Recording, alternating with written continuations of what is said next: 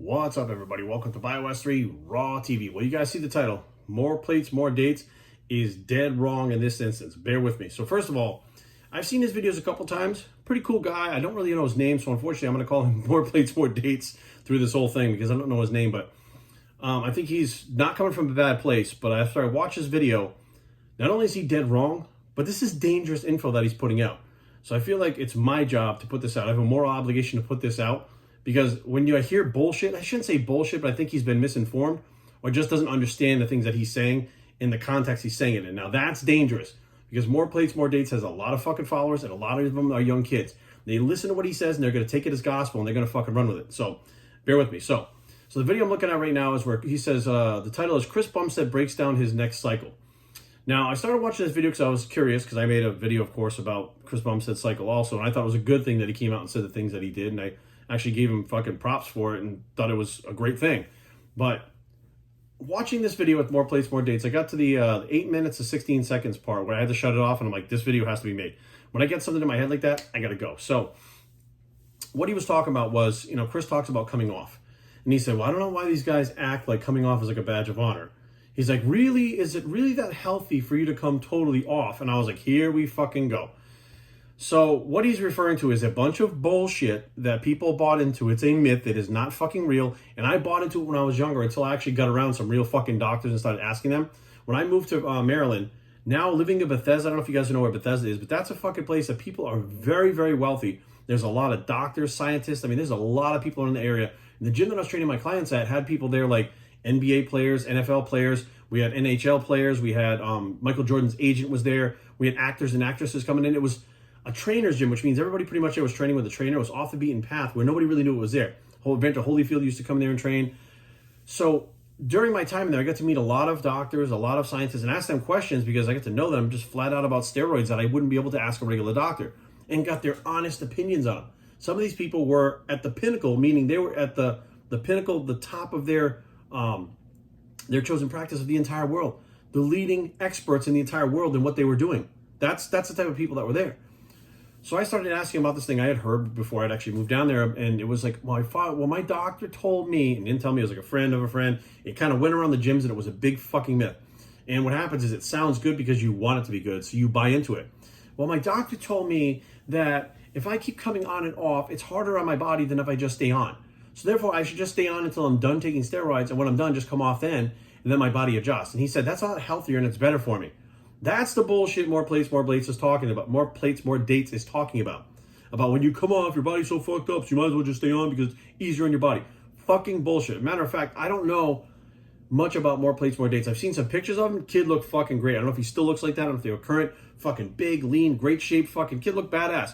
Don't know if he competed or not. And I don't know how many people that like on the upper echelon of bodybuilding, I mean the pros and I mean the top pros like legends, I don't know how many he actually knows as friends or how much he actually knows from that part of the drug use, okay? What I mean is there's a lot of guys like him nowadays that shit online that they've learned, a few friends in the gym that they've learned some shit from, they've done some stuff themselves, all of a sudden there's a fucking expert on there talking about it. But they really don't know what the top pros do. Now I'm going to let you guys in on a little secret and I'm going to expose it right now for More Plates, More Dates. I've been around some of the fucking legends in the business. I've talked to them about fucking everything under the sun, including their dosages. And I'll tell you right now, they fucking come off. And I mean off everything. Now, bear with me. This is how it really works, right? And this is why these guys come off and they talk about it, because if they don't talk about it and say they come off, people like More Plates, More Dates and their followers are going to fucking stay on all the time and they're going to fucking hurt themselves.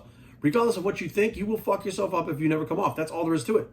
Now, every one of these guys has blood work that gets fucked up. I don't care who you are. Take 2 Anadrol tablets a day, come back in a month and tell me how your blood work is. It's going to be fucked up. I don't care who you are, right?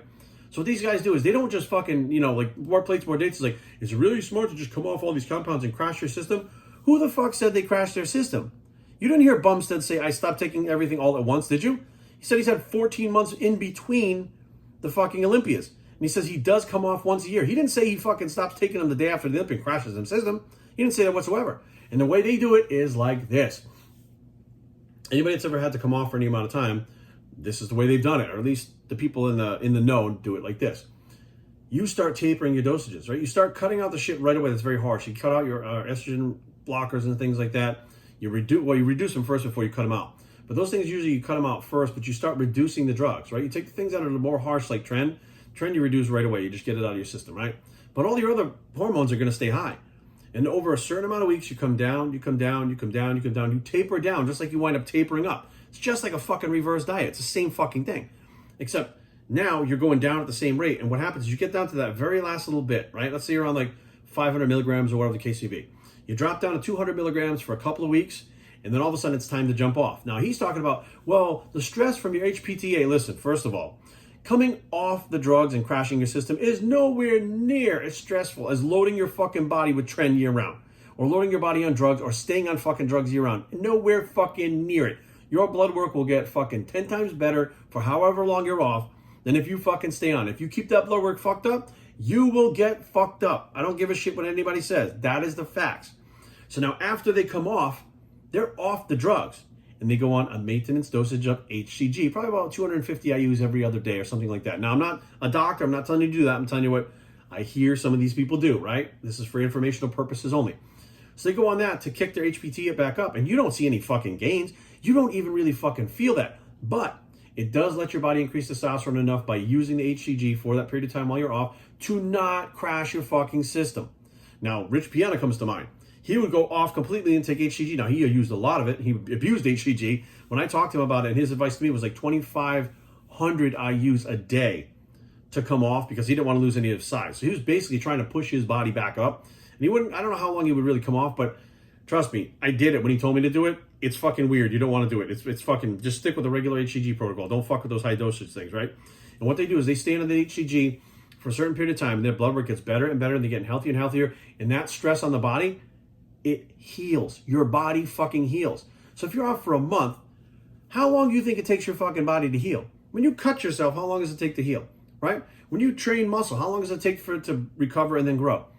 Anything, right? When you cut your hair, how long does it take for it to grow? You think it takes 6 months, 10 years for your body to fucking heal? Your body heals very quickly and gets healthy very fucking quickly once you get off that shit and start treating it the right way. Your blood work is back to normal. You feel very healthy. Your body's functioning optimally without the stuff, but you're still on the HCG. Some of them will use like a Novadex or something like that too, not an AI. Now, I know a lot of people use AIs like from HRT, but Novadex, something like that, that will stop the estrogen from binding directly at the receptors. And what they do is they slowly start to include the drugs. Bumstead just talked about it. I'm only on 200, then I'll go up to 500. More Plates, More Dates over here is talking about them going from fucking 3,000 milligrams, dropping down to 0, going back to fucking 3,000, making their bodies flop all over the place. That is not how they do it. And Bumstead is like outlining it to you right there. And More Plates, More Dates can't even understand what he's saying, which makes me think More Plates, More Dates isn't really in the know of what these guys do. He takes gear himself. He reads shit on the internet. He might know some people at the gym. But what these fucking pros, these top pros do and what they have done, fuck, King Kamali told me in my face 20 years ago, come off. You have to come off. I literally had a conversation with him because I was like, I don't know, do you guys really come off? Like, he told me how to do it. He told me what to use. He was very upfront with me, and I didn't even fucking know him. We just knew each other on a message board. He knew my name from there. And he literally told me what he was doing. And you could see the difference on the physiques. The physiques fucking change. You know they're off. You know they're not lying. And then when they go back on, just like Bumstead's doing right now, they don't jump back on a whole bunch of shit. They start including maybe 200 milligrams, right? They put on a little bit of muscle from that. They see some body composition change. Then they go to 500. I'm just throwing some arbitrary milligrams out there, right? Then they might jump from 500, maybe to 1,000, maybe to 750, right? They'll start moving that test up until it gets to a certain point. Then they'll start adding stuff like Deca or whatever they're using.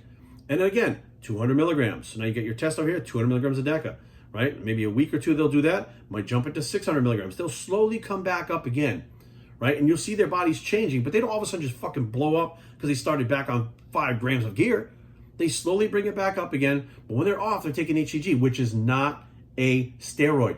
Okay, it is a hormone, but so is vitamin D. They're both labeled fucking hormones, right? Just because it's a hormone doesn't mean that it's fucking doing anything toxic to your body, and it does mean that your body can recover. So I'm listening to him and I'm going, you realize what you're saying is, you're telling your people that you're watching this, which is dangerous as fuck. It's better than coming off, just staying on all the fucking time, because it's better for your body than coming off. Who the fuck comes off completely and crashes their fucking body as a professional bodybuilder at the Olympia? Nobody. You think these fucking guys don't know how to do it? The problem is More Plates, More Dates is not on that level, and he doesn't know them. So he doesn't know what the fuck is going on. So he's out there just saying what makes sense to him. or the bullshit he's heard about staying on is better than coming off all the way, which is complete fucking horseshit. But here we are again, people fucking saying it. It's been around for 20 fucking years. People have been saying that. I literally talked to a doctor and he's like, no, come off, do it like this. He's like, you can use something like Proviron, which again, no side effects. He said you can use Clomid, you can use HCG. Told me the different things I could take. He said, don't take them all together because you're just trying to get your body healthy, but it keeps your body from crashing. You won't even have normal levels, but you won't crash. Meaning, like, let's say normally fucking when I stopped doing all the steroids and stuff, my testosterone was like 73. Okay, I crashed. Like, when I fucking tapered off, my body crashed. Didn't use any HCG to do anything like that, right? When I went back on the HCG, you get your blood work done, you're like 300, which you still feel not good because 300 is low, but you're in the normal range, which is fine because you're trying to get your body back on track.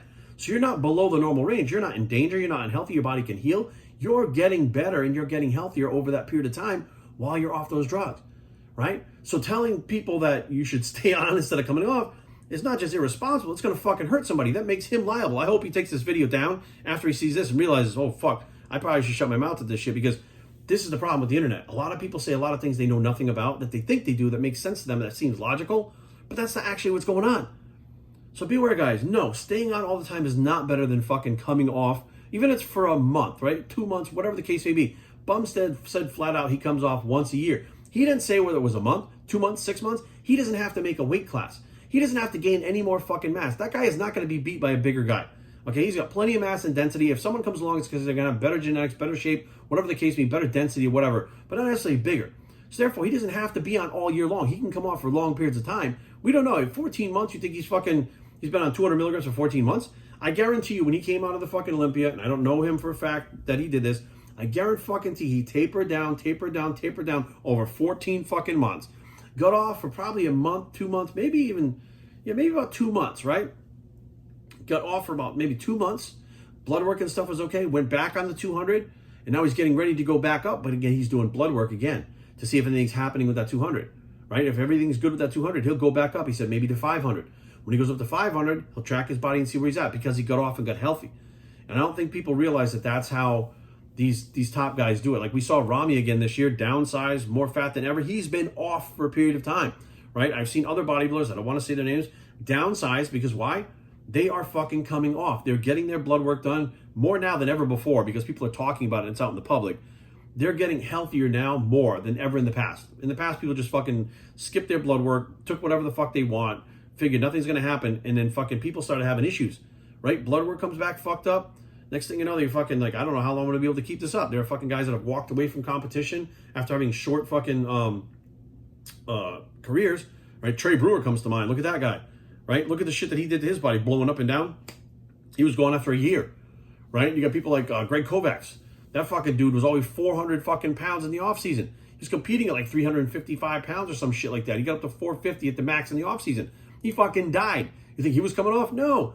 When these guys push the envelope too hard, they have consequences. Some of them fucking die. Some of them get fucked up for life. Some of them have to go on medication. Some of them just get clean after that and say, fuck it, I'm not doing it.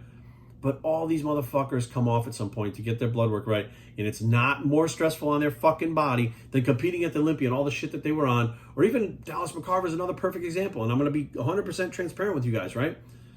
When I saw him the day he passed out in Australia, I was there. Him and I were supposed to be at the Spartan Subs booth. He came to the booth afterwards after he passed out. And I asked him, I said, you okay? He said, I think I got the flu or something. He's like, I just need to get done with this show and clean out and get off for a while. That was his goal, get out and clean off. In the off season, he is cleaning out. He was on fucking 50, his testosterone was 55,000. That's when he was supposed to be cleaning out, which means that he didn't just stop taking everything because he would have had a fucking testosterone of 0, right? He didn't taper off those fucking drugs. He swapped out different drugs for more testosterone and probably was going to taper down after that. But the problem was it was too long. It wasn't fucking, he had fucked himself up for too long to where he couldn't do that because he probably wasn't doing that. He's probably staying on for prolonged periods of time and it fucked him up and he died young. So be aware, guys. Like, unfortunately, more plates, more dates. I think he's great. I think I've watched a couple of his episodes. I'm entertained by him. I think he has some knowledge, but no offense, more plates, more dates. You have just as much knowledge as anybody else that can play fucking Google over here. I mean, let's be real, right? I mean, unless you were fucking literally, and I don't know you from a hole in the wall. I don't know if you compete. I'm heavily involved in the fitness industry. I've never fucking seen you anywhere. I've never seen you at an expo, at a fucking show, nothing. And I'm all over the fucking country. So you're just basically on YouTube regurgitating stuff maybe that you found online or you've done in the gym, But as far as being in the fitness industry and knowing what these guys are really doing, I don't believe you have that knowledge and shouldn't be acting like you do, and should probably put a disclaimer that, hey, I don't know what these fucking guys do, but in my opinion, this is what I would do. That would make more sense. But actually saying stuff about Chris Bumstead that you did, you have no idea what the fuck he's doing. He laid it out for you and you couldn't understand it because you couldn't read between the lines because you have no idea what he's talking about. And that tells me you don't have the knowledge that you think you do. I'm not cutting on you. I'm not busting your balls. I'm being truthful. That's what I do. I shoot from the hip and I fucking open my mouth and I say the truth. That's what I see personally. If I'm wrong, I'm wrong. But what I see personally is you don't really know what goes on. So you fill in the blanks yourself like most people do.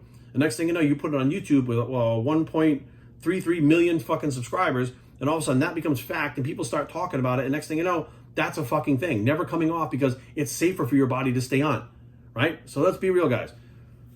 You got to be careful who you listen to, right?